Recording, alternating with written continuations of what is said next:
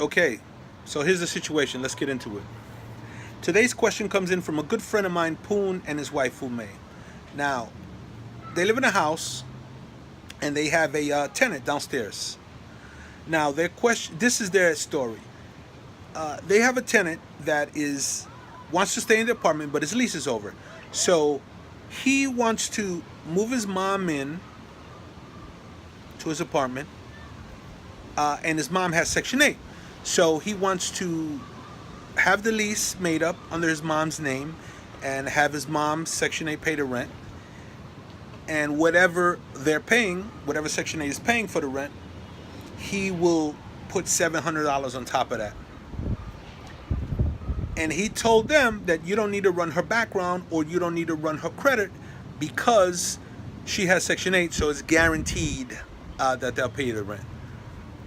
Now, for those of you that don't know, when a tenant has Section 8, they also have what's called a tenant share, which is a portion of the rent that the tenant must pay.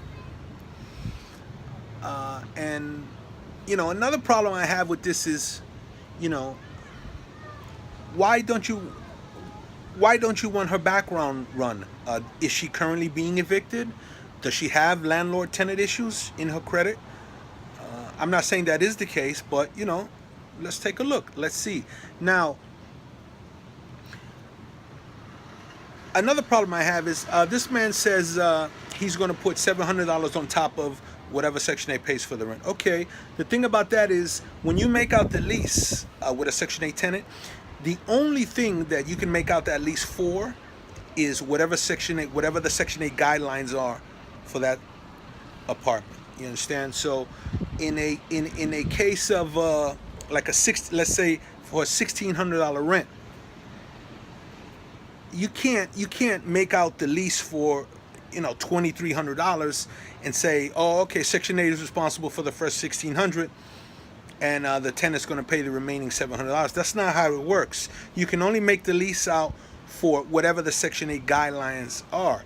Now, so, in a perfect world, this guy, Section 8, pay their portion, and the mom will pay her portion, and this guy will pay the additional $700 like he said he would, But in reality, if he doesn't pay, what are you going to do?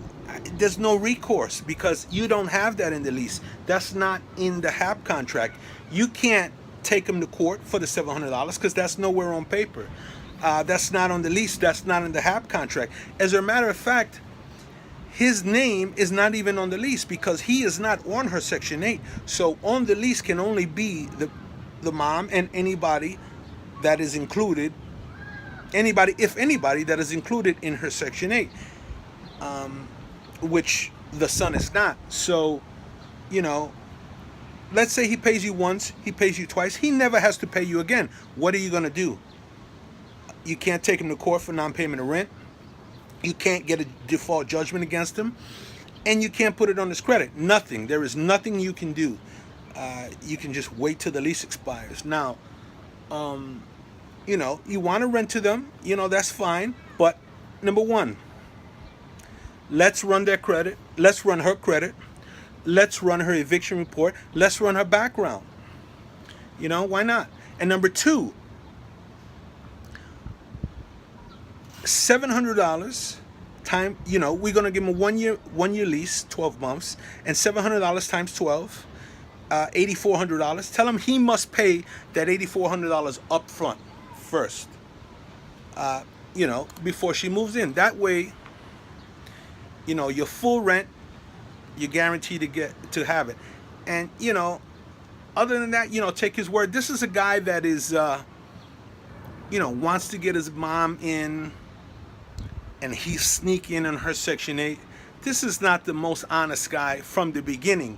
So am I going to take his word that he's going to pay $700 a month extra every month? Probably not. Okay, Poon, Fume, that's my opinion on it.